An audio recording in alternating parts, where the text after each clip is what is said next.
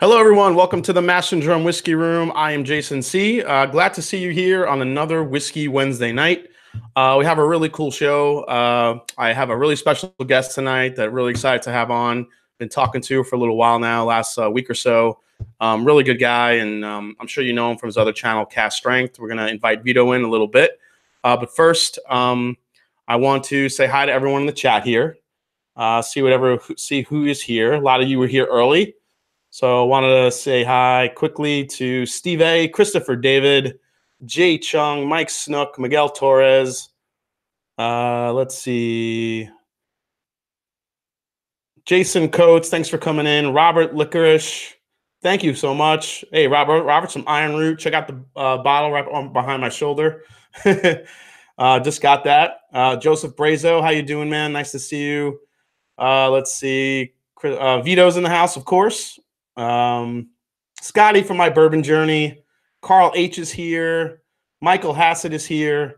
Let's see who else we got here. Brandon Weiss is in the house. Andrew Spurrell. DJ Beacon, how you doing, buddy? Tammy Brennicke's here. Thanks for coming in, Tammy. Really appreciate it. Donner Pass Whiskey. Monica Willits. Lisa Sato. Man, a lot of people coming in. Cap and Make It Happen. Mark J. Goins. William Davilar, Joshua Fetter, everyone's popping in here. Nice to see all you guys. Really appreciate it. Brian Brennicke's in the house, just so you pop in. Thanks for coming in, guys. Tim B's in the house too. So we have an interesting subject tonight. So what we're going to be doing is I'm going to invite Vito on in a second. That's what we're going to be doing. We're going to be talking about bourbons that I think are really great for scotch drinkers. And then what we're going to do is when my show ends, I'm going to jump on the stream for Vito on Cask Strength at 10 p.m. Eastern Standard Time. And then we're going to be talking about scotches for bourbon drinkers. So we're going to have a kind of a crossover dual episode here between the two of us. So with that, why don't you say hi, Vito? Is my mic working? Yes, it is. You are live. Yes, the mic's working, and there has been no unexpected technical issues. So right out of the gate, we're flying. So well, thanks for coming on the show, man. We've been talking a couple weeks, trying to get together and do a cool episode. For sure. So, thank you for having me and you know, facilitating this for everybody. Yeah, appreciate that. So as I said, what we're going to be doing is we're going to be talking bourbons that I think are good for scotch drinkers, and you have some. You know, you're mainly a scotch guy who've been getting into bourbons too. So we kind of had some ideas which we think would be good for all of you out there that may be either lone scotch drinkers trying to get into bourbon or vice versa. So I think it'll be a fun night. Yeah, it's one of those topics that I encounter quite a bit in like everyday life. Now that people know that I'm a whiskey drinker, so they're always asking me questions. It's the one thing that pops up. If they already drink whiskey, they usually only drink either one bottle, like one type, or one spectrum of whiskey. And it's like, oh, well, do you drink this and this? And I'm like, yeah, you know, you can. There's always avenues that you have to go, and there's always qualifiers, you know, in terms of taste profile and everything. But it seems to be a common enough question for everybody. So this is a perfect opportunity to kind of, at least for everyone watching, to kind of take notes. Yeah, absolutely. I do want to say hi to let's see, Mark Goins, the whiskey friend Alan is in the house. Nice to see you, Alan. If you guys haven't checked out Alan's channel, definitely go see Alan. He's doing some great stuff, along with Scott from My Bourbon Journey. Christine Deems is here. And Go Habs, how you doing? We got 41 watching. This is awesome, guys. Thanks for coming in. So before we get started tonight, guys, I want to say just a couple things.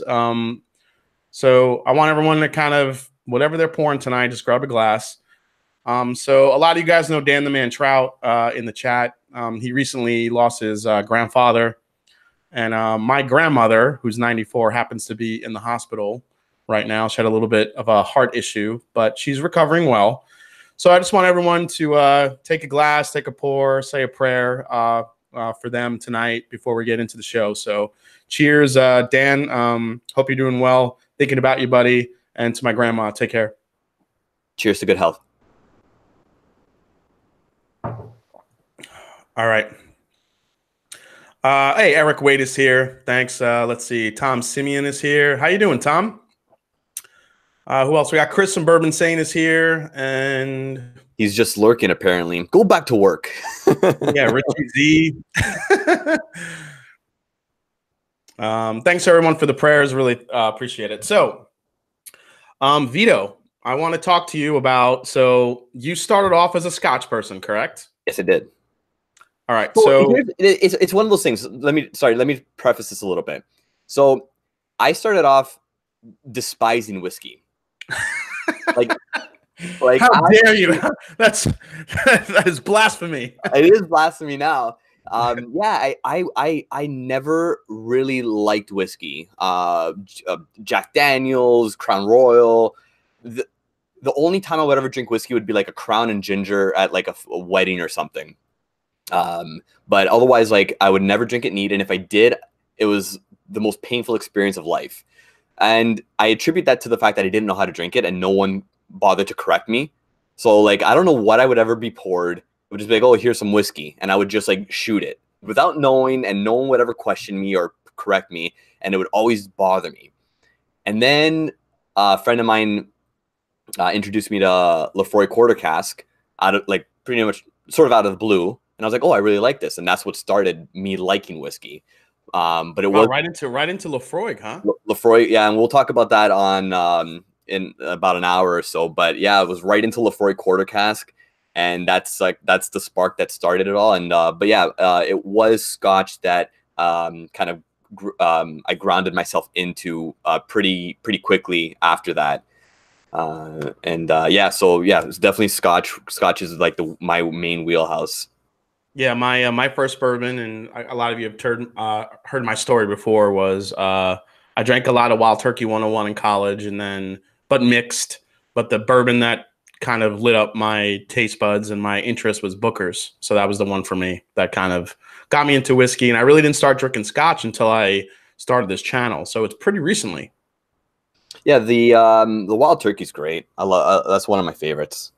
Yeah. So what we're going to do is first we're going to have a pour, and you said that this was the bourbon that that you felt after you drank the 101. This is the one that you felt that you could drink neat and you can really kind of get into. So why don't you tell everybody what that bourbon is, and we'll show it here. All right, so the Eagle Rare 10.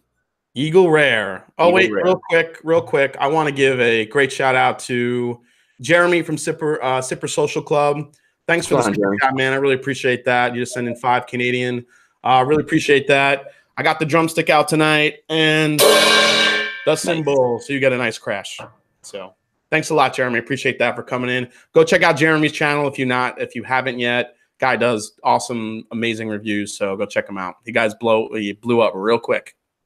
As long as his mic keeps on working. That was fun the other night. Yeah, I did see that. Yeah. Yeah. So the 101 was the whiskey that I bought to make cocktails out of, to kind of acclimate to bourbon sweetness, and then from there, Eagle Rare 10 was the bourbon that was like that kind of sold me on bourbon. I know it's kind of like weird to say because it's like one very specific expression, but it was like, okay, if I can do this, I think I can branch out into all of bourbon. Yeah. Eagle Rare is just one of those bourbons that not only is it affordable, it's got all the flavors you love about a bourbon with nothing being too overpowerful. It's at a good proof. It's 90 proof. It's not too overwhelmingly hot. It's got great sweetness. It's got that American oak flavor that, I guess some Scotch drinkers are a little bit, familiar with, being that a lot of Scotches age and primarily used American oak. But yeah. I think the biggest difference is trying to get from that barley flavor that, Scotch drinkers are used to, and getting into something that's just, Scotch definitely has some sweet notes to it, but, bourbon is just way sweeter with that corn. You know what I mean? Of course. And the Eagle Rare to me always there's a creaminess about it. Yes, absolutely. Right? It is. It's very creamy. It's very mouth coating.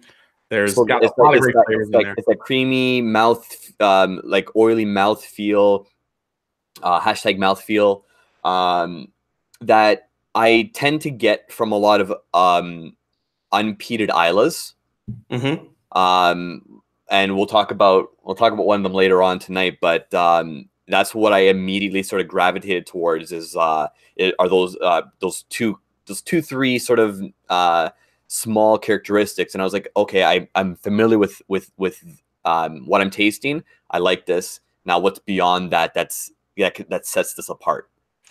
Yeah, Joshua Fetter just said in the chat, I remember my first impression of Eagle Rare was apples and cream, and I think that's a very good call out. There is a lot of apple in Eagle Rare, I think. Like, what would it be, like a Granny Smith apple? There's a bit I get like a gala apple, like a red apple. There's another thing, like whenever I start talking about like tasty notes, especially for fruits, I'm going on my memory from like more than 10 years ago, because I'm allergic to like 95% of fruit. Really? Wow. Yeah, there's this weird thing, like I can't eat anything raw.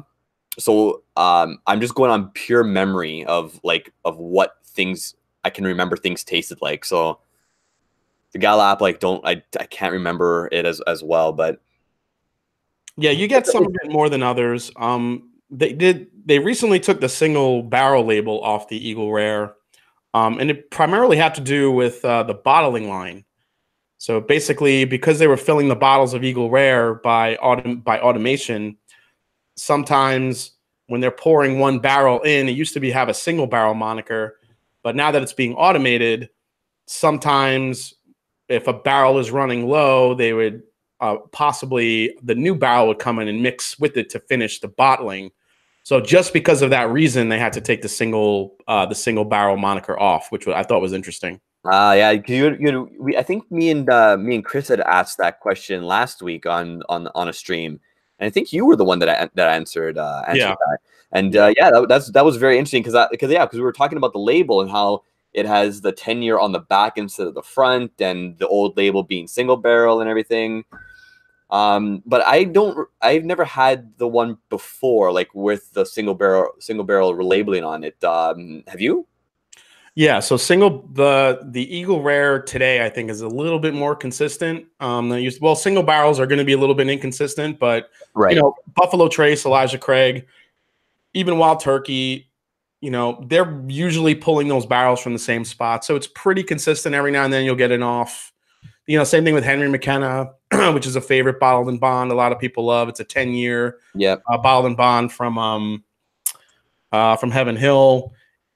7 out of 10 times, mostly those bottles are great, but then every now and then you could get a kind of a stinker that's a little bit bitter or just doesn't taste good. So, but I think Eagle Rare is one of those that's pretty consistent, even though every now and then you probably will get one that's a little bit off. But I mean, what are the chances of you getting that bottle that is all of a sudden might be mixed rather than a single?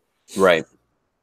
But yeah, no, it's a really good one, and I've used it with a couple of friends that think they like bourbon.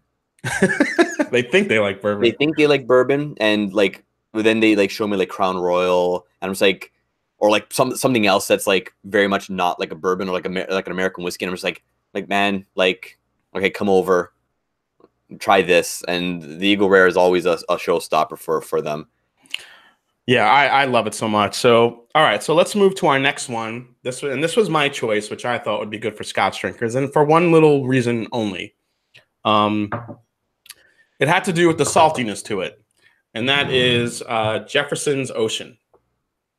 So Jefferson's Ocean, to me, so they take, and it was a gimmick at first, or at least a lot of people thought it was a gimmick, but they actually do. I saw a recent interview with Trey Zoller, who was the founder of Jefferson's Ocean, and decided to take some 6 to 8 year old barrels of bourbon that were sourced.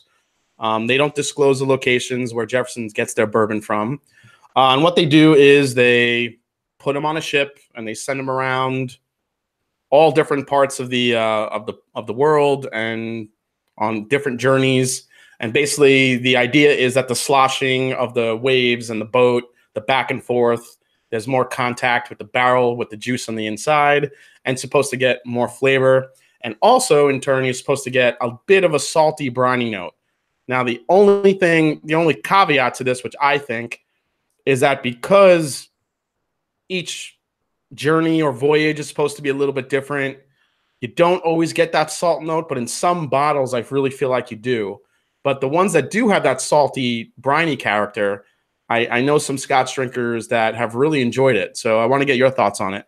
Yeah, the saltiness of that saltine sort of characteristic of the Jeffersons, because I have the Voyage 16 here, and I'm gonna pour a quick little pour just to remember, because I did a review of this as well, and I did enjoy it, but for here's the thing, the price it comes into account as well, right? Because at the price point that this is at least in Canada, about $100, like you can buy any number of decent scotches. So for like at least in Toronto and Ontario, you have to really want to you have to prepare yourself to buy this bottle and maybe like it. That's my feeling about it. I was gifted a sample of it. Mm-hmm. I like it, but if I was trying to get into bourbon in Ontario, I would truthfully, honestly be staying away from this. How much is it normal Jefferson's where you are? The normal Jefferson's bottles, it's pretty pricey. It's about $50-$60 depending where you go. And the Cask Strength gets up to about $80-$90. Yeah, it's honestly still definitely about double the normal bourbon, normal everyday bourbon for you guys. Yeah, a lot. Yeah, if you want to include price into it, then yeah, maybe you would kind of venture elsewhere. But I'm just talking flavor profile. Flavor profile, 100%. You're right. 100%. You're right. And just because, but the thing is that's tough. Is I feel like you have to try them before you buy them, because I've only gotten that salty note in a few spots and different voyages that I've tried. You don't always get it, right? And I'm a little bit sensitive to that saltiness. I pick it up pretty easy when I try scotches, so I definitely get it on the ocean if I do get it. The 16 does have that.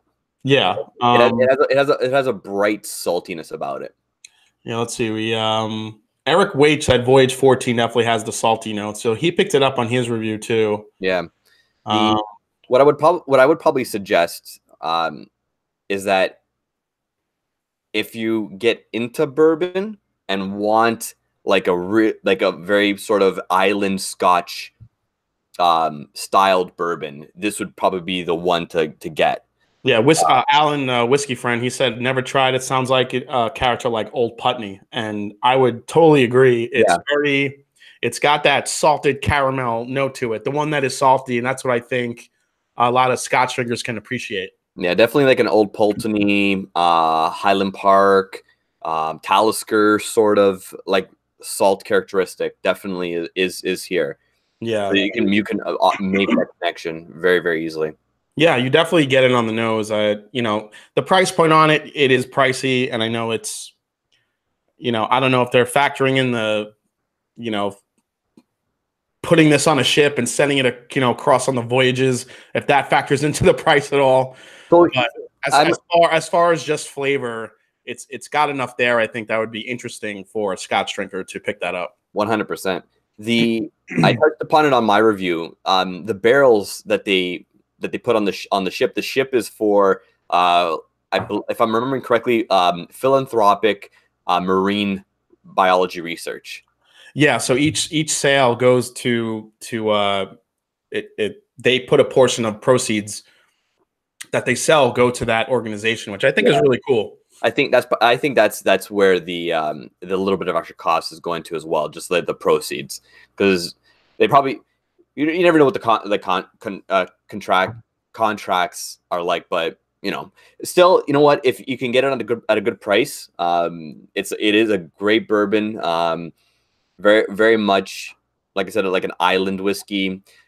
I wouldn't push it into the Islas, but I would probably say close to the classic laddie, unpeated Bruichladdich expression, because that one's a little bit higher proof. Got a sharp zing of salt and fresh fruits. So, hey, Swami's in the house. Malton in Montreal. How you doing, Swami? Nice to see you, buddy. Thanks for coming in. What's going on, Swami? Yeah, this is a very unique bourbon to me. I really feel like the voyages differ little by little. I haven't had all of them. I've had probably about 6 different voyages, and they're all a little bit different. And I know they're sourcing this stuff and they're putting it on a ship container for 6 months, seeing where it goes, see what it does to the whiskeys. But so each one does have a very unique flavor to it. So that's why I always say with Jefferson's Ocean, it's one of those try before you buy type deals, because you don't want to drop 50 or 60 bucks if it's overly salty or if it just has a really off flavor profile. They are sourcing this stuff, and I tried finding where the hell their barrels are coming from, but it's very locked down, so I couldn't find it, unfortunately. Yeah, I was doing research for that one was a little bit tricky, but it's good. So the 16, you said you had the 16, right? Voyage 16. Yeah, that's what I'm sipping on now, and there's definitely a salt note on here. It is. It's pure. Once you kind of take a couple sips, it's pure salted caramel. Really nice on the palate. Mm. I get a little bit of an apple note on there too. Do you? Yep.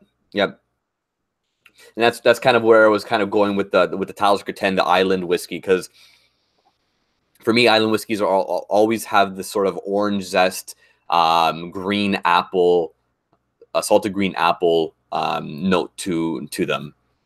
Yeah. I have gotten a lot of apple on some scotches that I've tried, which I think is one of my favorite flavors. I got a lot on the Deanston 12, and also the one Oban that I tried. I got a good apple note on there too. So Joshua Fetter is asking me what side I'm on the Ardbeg Lafroig war. I'm on the Lafroig side only because Christina Zerpoli's not here. If she was here, I'd totally be Team Ardbeg, but she's not here, so Team Lafroig. And I actually don't like the lore. I much prefer the quarter cask over everything. Wow. I've had the Cask Strength Lafroig quarter cask, which is also very good. But I don't think, for as much as the lore's as much as it costs, it's not worth it in my opinion. Yeah, actually just got another quote. Lisa Sato said she's never seen Jefferson's Ocean. Near her is it generally hard to find.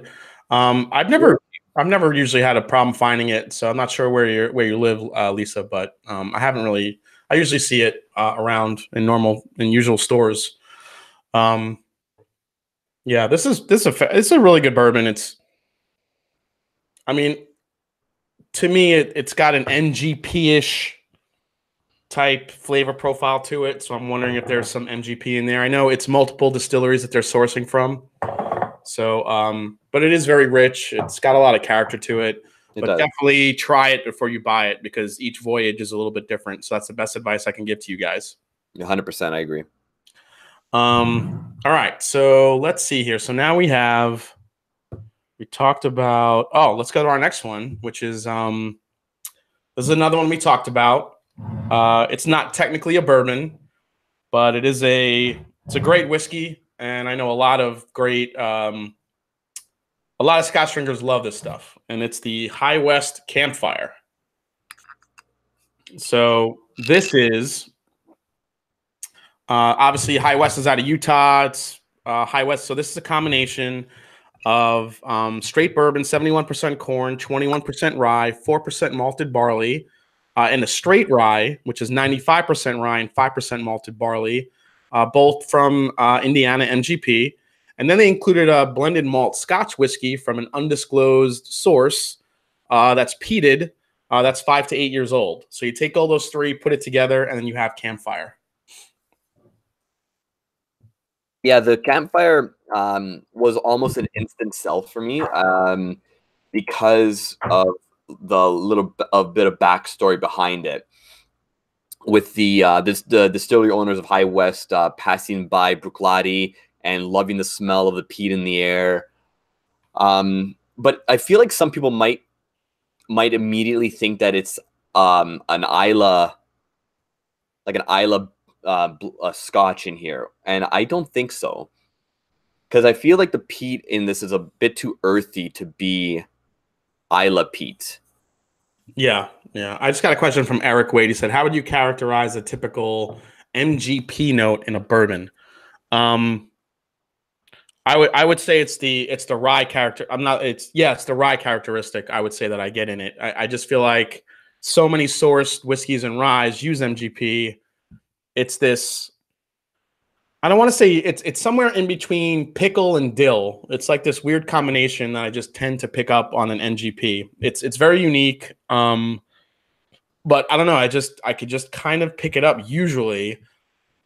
It's harder for me to get it in the finished MGP bourbons and whiskeys or the finished ryes. But normally in a either like 100% rye, or well, they make their 95% rye, which is a great mash bill. I do love that. But they definitely have this dill pickle thing going on that I could usually pick up. I haven't had enough MGP, I feel, that I'd be able to comment. So I'm going to probably go back and take notes on what you just said and and just like kind of like, okay, well, Jason said this. So what am I looking for an MGP? Yeah, it's got this this quality to it. It's very grassy. It's earthy.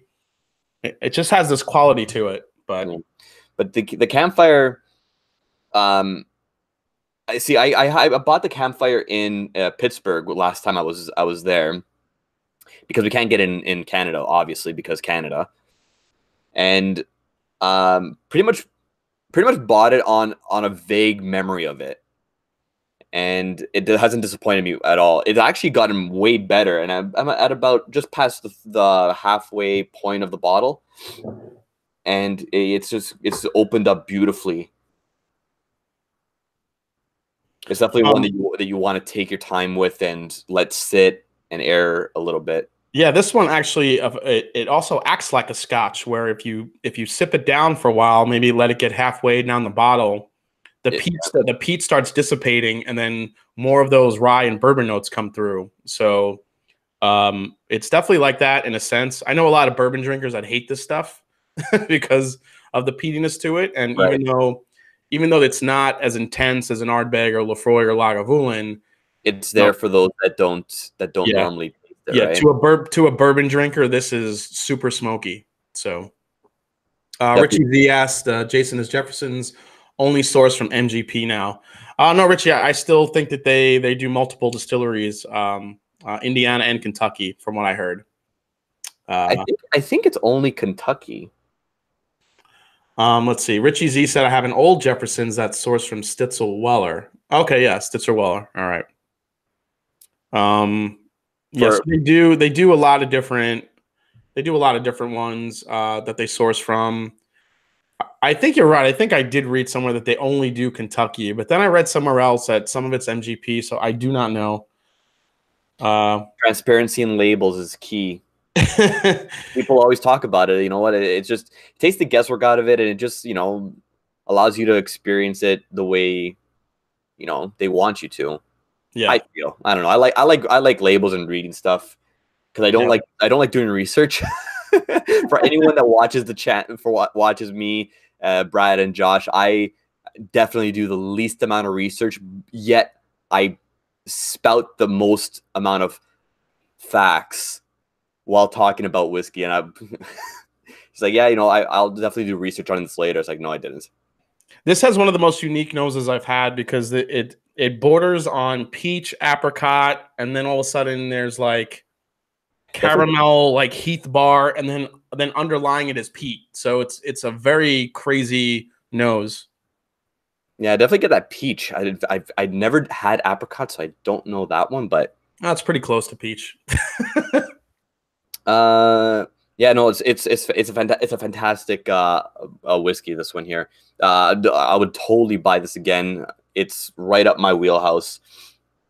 And like I was saying before, for anyone that's tried Islay scotches, and are afraid of and don't like that and are afraid to try this, I would still do it if you find it at a bar.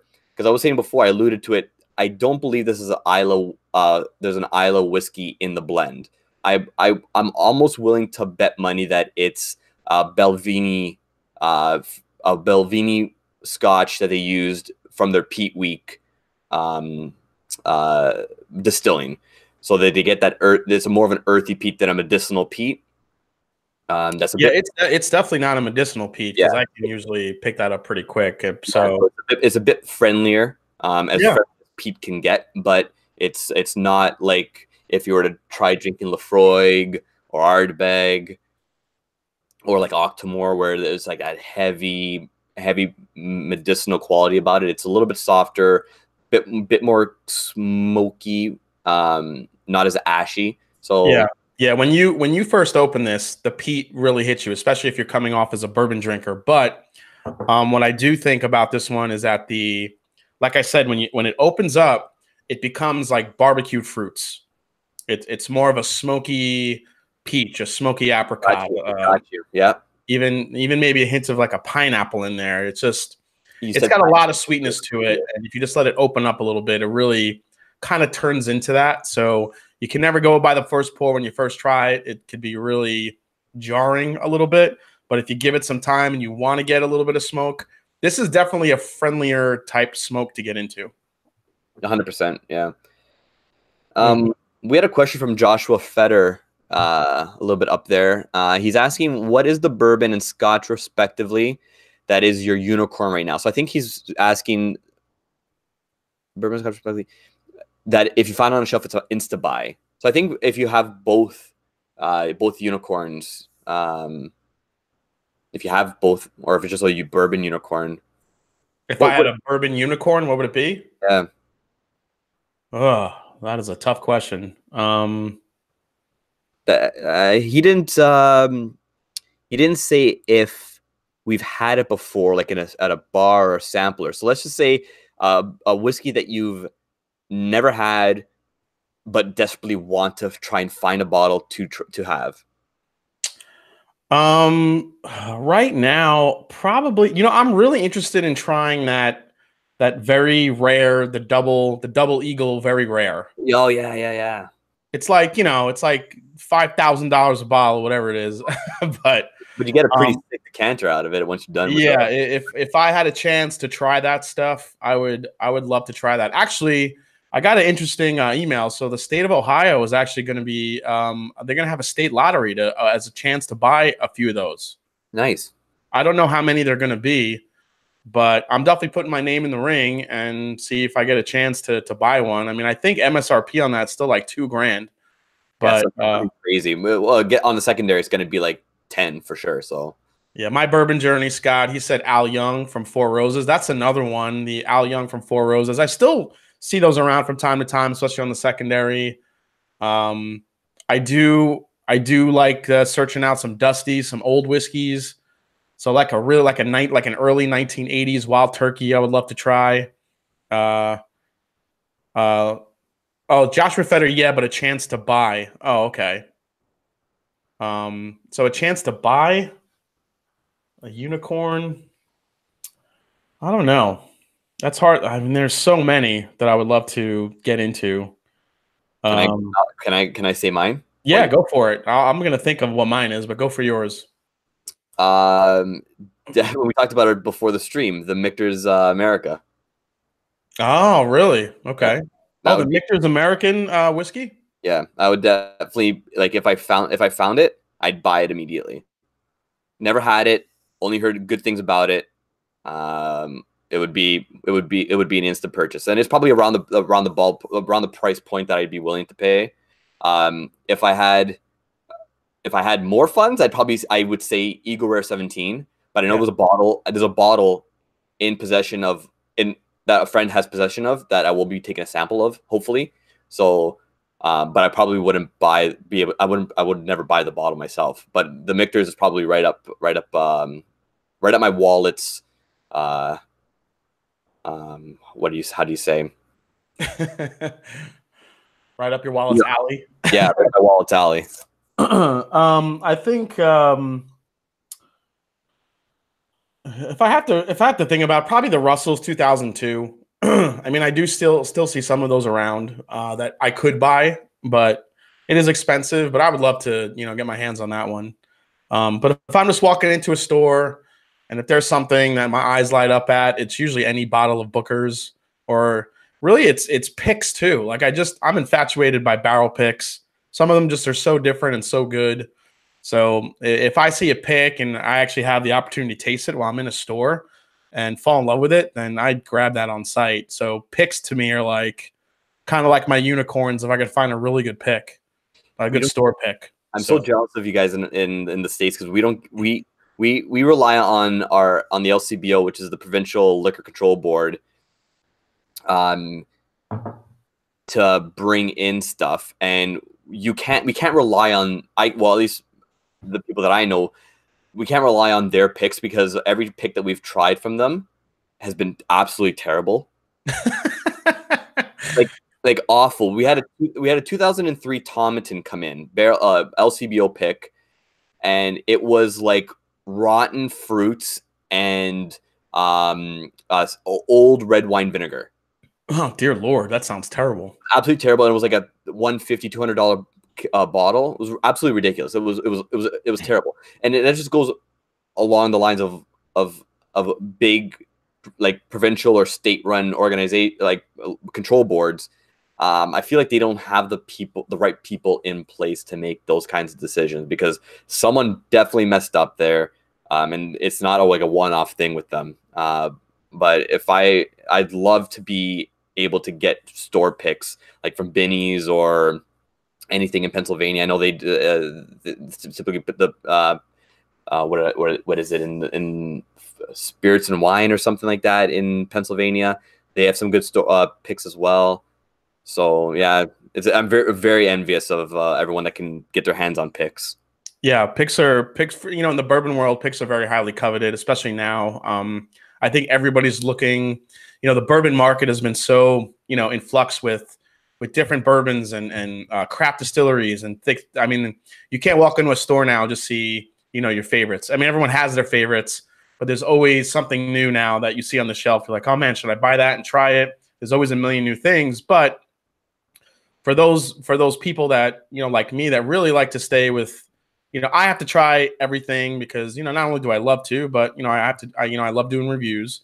But then you have those stalwarts that you always go to, the Wild Turkey Russell's Reserve, the Knob Creek single barrels. And when you find picks, you want to try something a little bit different. And picks can provide that. So I really think that, that is really, I was reading somewhere too that a lot of these bigger distilleries now, so for people to get a chance to buy barrels or to buy picks to get in on one, generally a barrel pick is going to run you 10 to 15 grand.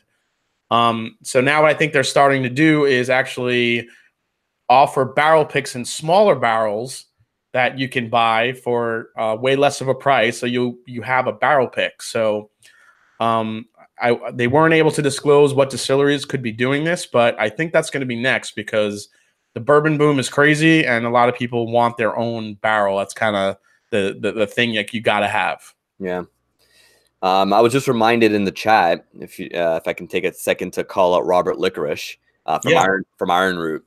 They're doing something really cool. I'm not too sure if there's other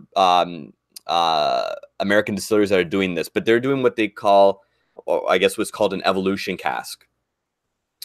So what they do is they take a cask, like essentially it's a pick. Well, Cask Strength is doing a pick from them. So it's a barrel that they're aging, right? And then you bottle a third of it at a time. So you'll bottle a third of it like today, and then 6 months down the line, you'll bottle the rest. And then 6 months after that, or any kind of determination of time, you bottle the last half, and you see the progression of aging in the barrel. And those kinds of things. I'm not too sure if other distilleries are doing stuff like that, but picks like that would be really interesting to be a bit more common. You could get like stage 1, stage 2, stage 3 sort of thing. I think that would be is that considered their infinity barrel? I think so. I think that's what they're kind of they're making it. I'm not too sure. I mean, Barrel Bourbon, Barrel Craft Spirits, they released an Infinity bottle, and they're doing something similar. Then they're releasing it each year to see how the whiskey progresses with each whiskey they add. So Okay, so they're adding whiskey to as it ages. Correct. Okay, so yeah, this is they're taking the one barrel and emptying a third of it at a time, not adding anything to it over the. Oh, okay, that's really interesting. Yeah, so they're doing it now. I think we're getting the first run in a couple of weeks or a month, cool. And then we're gonna go from there. But yeah, the problem with that is that getting it to Canada. Yeah, actually, Dan Trout in the chat just said, I've heard the Jack Daniel's single barrel proof from Big Red Liquors is absolutely fantastic. Yeah, I've heard the same thing, Dan. I love the single barrel proof Jack Daniel's. It's an insane bottle. It's delicious. I don't know if you've ever had that, Vito, but if you can get one of those single barrel Jack Daniel barrel proof bottles, it's delicious stuff. I wonder, like, is that a sour mash as well? Like, because obviously I don't know everything, but does everything that Jack Daniel's do, is it all sour mash? From what I understand, yes. Okay. Yeah, they don't usually. I don't know if this is kind of they kind of now if it's a sweet mash whiskey, they put it right on the label. They'll do sweet mash. A lot of them do. So. Yeah, that's one of the things that I actually kind of. Well, I've only had the base Jack Daniel's, so I can't say 100%, but I don't like the base Jack Daniel's because of that. It's got, I don't know, it's just weird. I should probably revisit it, but every time I've tried to drink it neat, it just doesn't sit well with me. But I've heard really good things about the Frank Sinatra Jack Daniel's. Oh yeah. I want to say hi quickly to Rob. Whiskey in the Six jumped in. Whiskey Ace is here. Pressman. More guys jumping in. How we doing, guys? Thanks for coming in tonight. Having a lot of fun talking here. Got 60 in the chat. So let's move on to one that I really couldn't wait for you to try. Because you said that Wild Turkey 101 was kind of your first favorite. Yep. So you have a sample now of the Wild Turkey Rare Breed. Yep, I'm excited for this one. All right, so yeah, give that a pour. So which one? Do you know which one your proof point is? 58.4. Okay, so that's the newer one. That's 116.8 proof. So that's perfect because that's the one I have. Now, we were talking a little bit about Russell's Reserve single barrel before, and that's at 110 proof. So it's close to barrel proof. Wild Turkey does a low entry proof. Okay. So theirs usually at barrel proof 116. That's where it kind of will be depending on the aging. So this is basically your Wild Turkey at barrel proof. So, yeah. If you actually, I wanted to mention we were talking about Jack Daniel's earlier.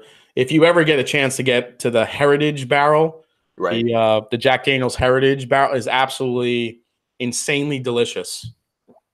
I sent Rob at Whiskey in the Six a bottle of it. He couldn't get enough of it, so it's really good. I wonder if Rob still has a little bit of that. Yeah, I don't know. The way he was drinking that first bottle, who knows?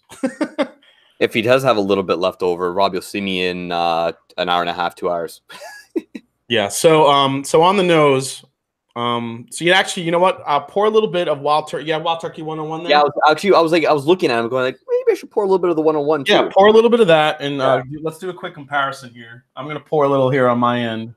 Where's my bottle? It's a good thing I had a big dinner, otherwise, otherwise it'd be an absolute mess right now. Where's my 101? I had it somewhere over here. Oh, here it is. Oh yeah. Right. There we go. So less of on the rare breed, there's less of like an artificial caramel syrupiness, in my opinion. Yeah, I feel like that rare breed is everything that 101 brings, but amped up about 5 notches. Yeah, dude, it's less like if you go the caramel that you get at the bottom of a drumstick. You know those the ice cream drumsticks? Oh yeah, that's a good call. Right? The caramel at the bottom of the cone with the cone and the caramel all at once. but the rare breed. So rare breed. I always explain to people it's cinnamon spiked vanilla ice cream with caramel sauce on it. Got you. Yeah, but it's a much. It feels like it smells like a much more natural caramel versus the 101 for whatever reason for me. Yeah. So Robert Fallon Jr. in the chat, he just said, I have to admit the Russell Reserve single barrel is better than the rare breed, though both are very good. Yeah. So I did a video way back when on my channel. If you guys haven't seen it yet, I did a comparison of rare breed versus Russell's Reserve single barrel. And they are very different. And what's crazy is it's the same mash bill. It's just different spots in the warehouse where they're aging it and different barrel management and what it does to it, age. So it's amazing what a couple more years can do, spots in the warehouse. It's crazy. Russell's Reserve has a much more rounded out flavor with a nice rounded out fruitiness to it. Whereas Wild Turkey, they market it as a high rye bourbon, but it's really not that high of a rye. Yeah. But you do get a very pronounced spiky, like a black pepper kick on it. But those really high, you really can feel the alcohol in a rare breed, and you can feel that cinnamon and all that like you said, that those bold vanilla caramel flavors. Dan Trout said I'm making everyone hungry again. Yeah, sorry, man. I mean, you're Italian. You're supposed to make people hungry. Yeah, I equate bourbon to a lot of foods. So what do you think of this one?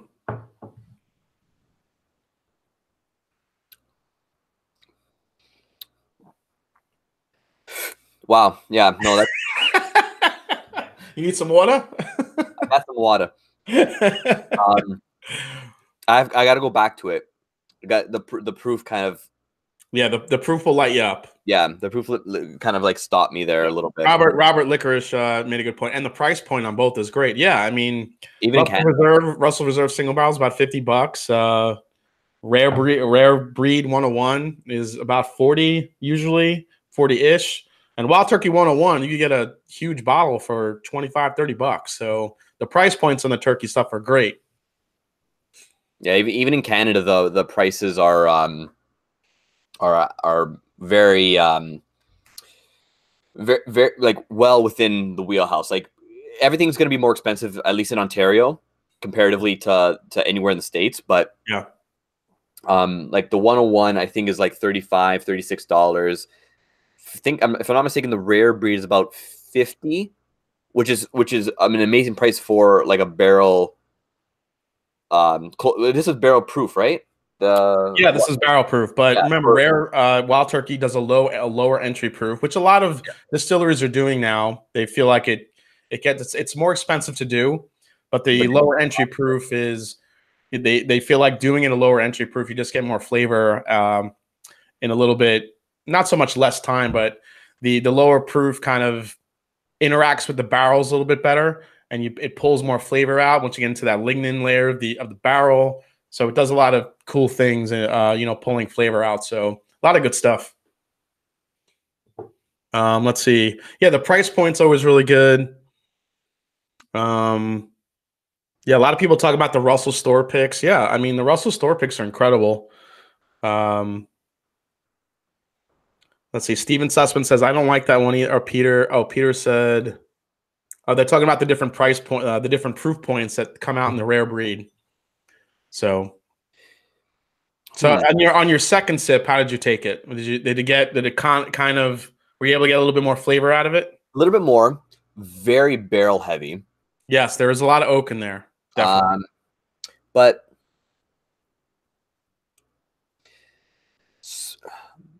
this one has Vito kind of floored a little bit. I mentioned it to Chris the other last week on the stream we were doing. I'm really terrible at tasting notes on the fly.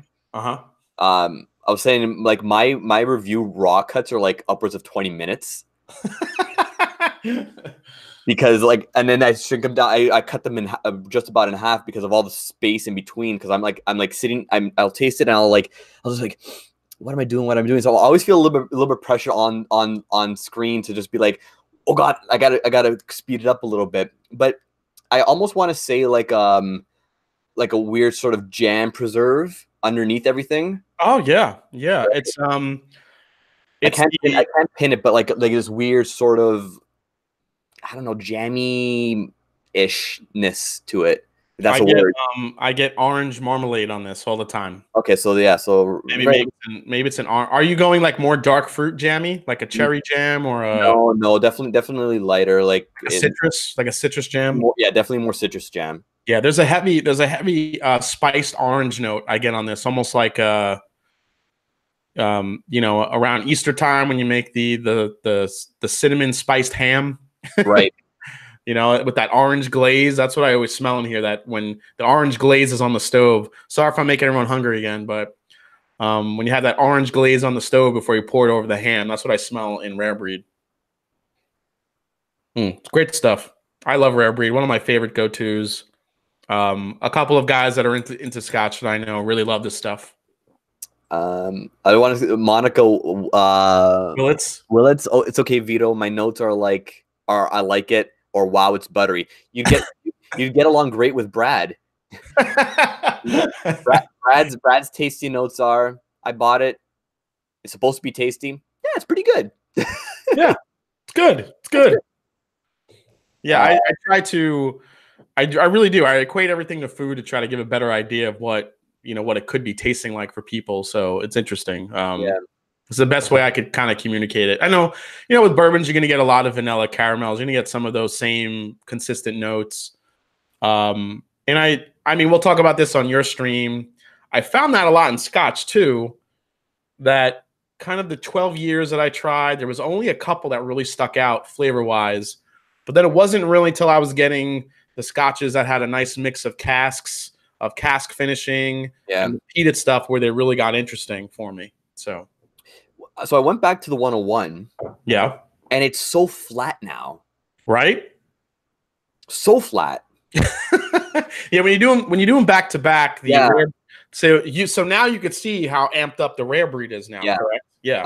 100%, yeah. But really good. I'm going to take my time with this one. I'm going to have a raw cut of about 30 minutes on the review for this one. Yeah, this one will open up, and those orange flavors that you're kind of that jammy note, and that little bit of cinnamon kick will definitely come a little bit more to the forefront as it opens up.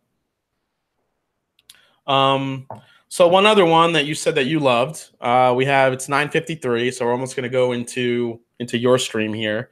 So actually, yeah, guys, just as a reminder, we're going to have from here, what you guys can do is head over to Cask Strength, to Vito's channel, and he's going to have me on as a guest, and then we're going to talk scotches. Scotches for bourbon lovers. So for any bourbonites that are trying to maybe slowly make their way into Scotch, we have some good choices. I picked out some, he picked out some. So like I said, it's kind of a cool crossover episode. So after we're done here, we can go over there. We're going to continue the conversation, so it should be pretty fun. Yeah, 100%. It's 2 hours of the Vito and Jason show tonight. Yeah, I'm sorry. We keep saying Vito's channel, but it's not really your channel, right? You have a collective group of guys. I got in so much trouble last week because by the end of the stream that me and Chris were doing, I was feeling the whiskeys a little bit, and I kept on saying my channel. And in the chat, Brad, Josh, were just like, dude, what the hell? And afterwards, they're like, hey, they literally changed our group text to the Vito show. I'm sure it is a 3-person operation over at Cask Strength. Yeah. But tonight, Brad's on vacation this week, and Josh is somewhere in I think Houston or Dallas, hunting for free bookers and trying to find his hotel room somewhere. So actually, to mention Josh, Josh is super cool. He set me up this amazing balcones tasting box that he's sending me. So I'm going to be doing a blind tasting of a bunch of balcones whiskeys. I'm going to actually record it, do it on camera, and see if I could pick out kind of very close to what Aquavite does in his blind challenges. Yeah, he sent over the questions and everything to like our chat, and it's like, okay, yeah, this is going to be interesting to watch. Yeah, so I'm gonna try to pick out some Texas whiskey notes and see how good I do. And what's great is I'm not really not super experienced with a lot of Texas whiskeys, so I'm really curious of how I'm gonna do with that. I have the Iron Root here, which was one of my more coveted bottles. A friend of mine found one and sent it over to me, so I'm really excited to get into that one. I've had a couple of Balcones, but really the Texas single malt. I've had some. What is it? Andalusia? Is that a Texas one? I had a sample of that one. That was really good. Yeah, Cap and make it happen in the chat right there. He sent me a few samples, some really amazing stuff. So I was really curious to get into more of it.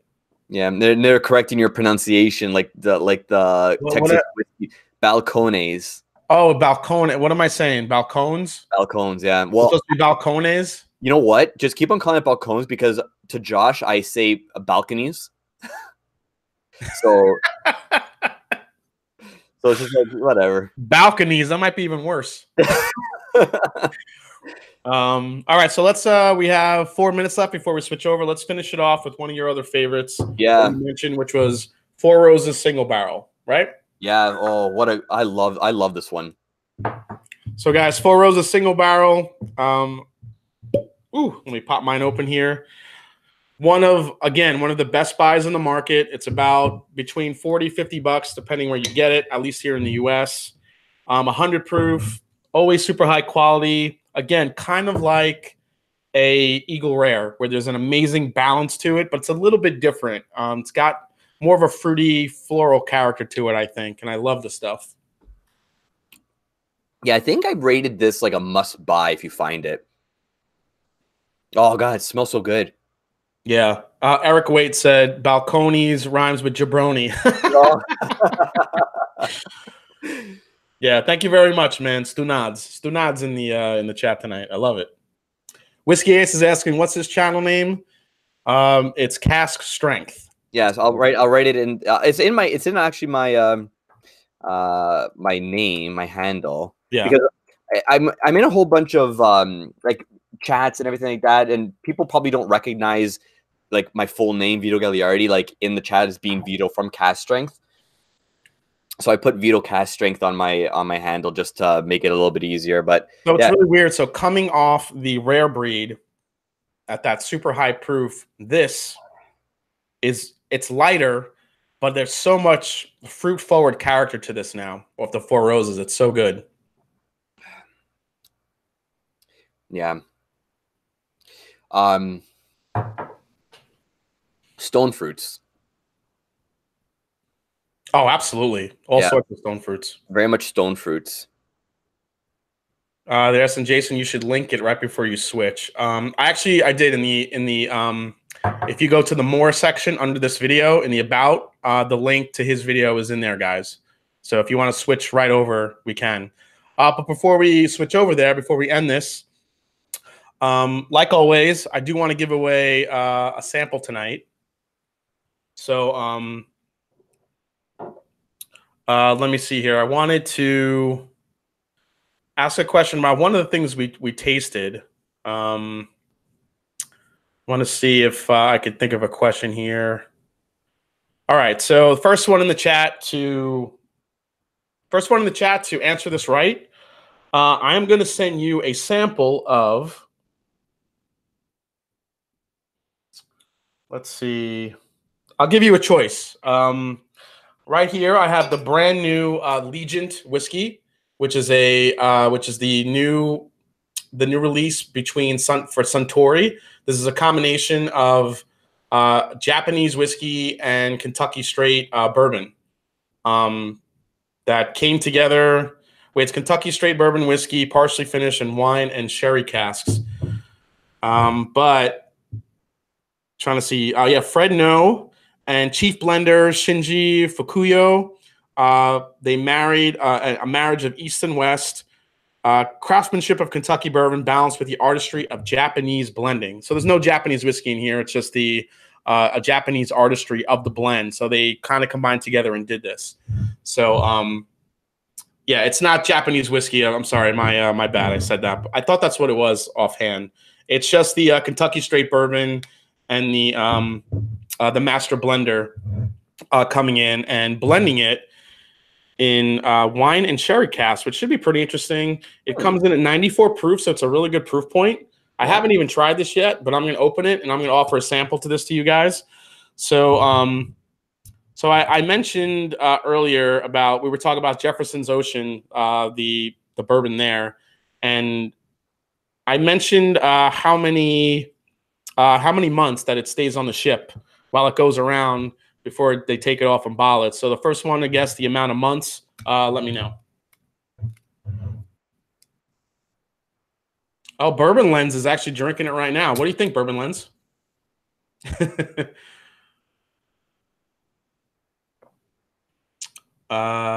Jeremy Sims got it. He wrote 6. It is 6 months. Very good. Jeremy Sims, you're in the house. You got it. Jeremy, drop your email in the chat, and I'll hook you up with his information. Okay, is he in Canada? He's one of our mods. So perfect. Yeah. Cool. Congrats, Jeremy. I'm going to send you a sample of this Legion. So, in Bourbon Lens, give me a quick. What do you think? What do you think of the Legion, just offhand? Now that you're sipping on it. Then after that, what we'll do is we'll sign off. Then we'll head over to yours. So. Cool. See if Bourbon and Legion. It is corn forward, but has a lot of good notes as well. Okay, cool. I'm looking forward to trying that. So, all right, guys. So with that, thank you for joining in. We have 67 watching in the chat right now. Congrats, Jeremy. Appreciate you for watching. Everybody, thank you so much for watching. A really interesting show tonight. Had a lot to talk about. Now, what I want you to do is go down to the more section and click on the link to go to Vito Station. And we're going to continue this. We're going to keep it going. So I will see you there. And as I always say, it is not about the whiskey. It's the people you share it with. So cheers, everyone. And I'll see you on Cask Strength. Take care. Cheers.